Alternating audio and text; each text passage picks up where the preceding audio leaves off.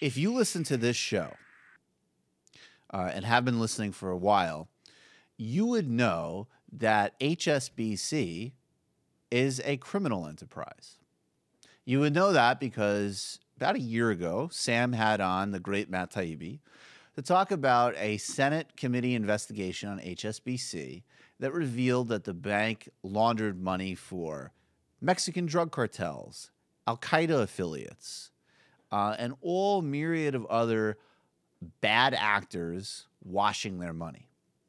And now there's even more information about HSBC based off of a long-term investigation that, of course, shockingly, has not resulted in apparently any criminal charges. But we now know, and Senator Sherrod Brown of Ohio wants to know why there isn't any criminal consequences for this. We now know that HSBC is, and this is from a report in The Guardian, HSBC is among a handful of banks to face criminal prosecutions in recent years, possibly. They've had to pay a few fines. We're not talking about anybody going to jail. For its role in a Swiss banking system that allowed depositors to conceal their identities and in some cases dodge taxes or launder ill-gotten cash. The report, prepared by the Washington-based International Consortium of Investigative Journalists, revealed for the first time a massive sweep of HSBC's private banking arm as of 2007, when it controlled $100 billion in assets. Now, a leading member of the Senate Banking Committee, Sherrod Brown, is calling on the U.S. government to explain why there hasn't been what action it took after receiving a massive cache of leaked data that revealed how HSBC, the world's second largest bank, helped the globe's wealthy launder billions worth of hidden tax money. Now, the organizations now are getting more clear. In addition to names that haven't been released, but we know high politicians, entertainers, athletes, CEOs. We also know, and maybe some members of the show will actually feel more sympathetic to HSBC after they hear this, but Vladimir Putin's regime, as an example, has laundered money through HSBC. We know even more criminal enterprises. We know even more terrorist organizations. We know even more corrupt governments around the world. And still, HSBC, again, has paid a few fines, but no one's in jail. There's no serious prosecution.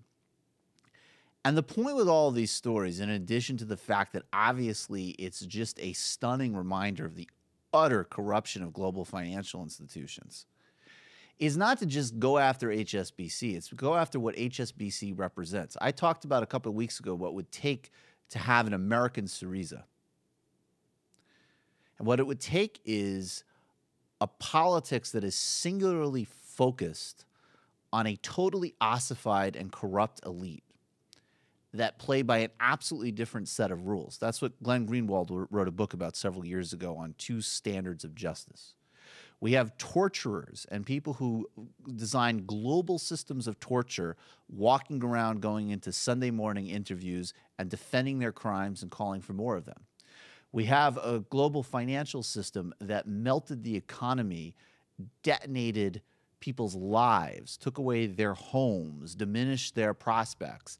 And now we have an incredibly prominent bank, which is essentially just a criminal organization with more civil office meetings. And in none of these cases are we seeing criminal prosecution. So the core issue again and again and again is corruption in the elites, no accountability, and massive double standards. That's the issue. So when you talk about HSBC, don't just talk about it as an example of this egregious company engaging in egregious conduct, which it is. Talk about how this represents everything we've seen over the last decades in American politics and Western politics. This is a fulfillment of the Milton Friedman fantasy. This is a deregulated world. A deregulated world where there's one set of rules for the ultra powerful and wealthy who are accumulating more power, more access than they ever had before, who whine and put all of their energy into making a type of politics where they get tax cuts and lower tax rates to begin with, in addition to engaging in global financial conspiracies to hide what little taxes they may actually have to pay in light of the tax rate that they've already rigged and lowered in their favor.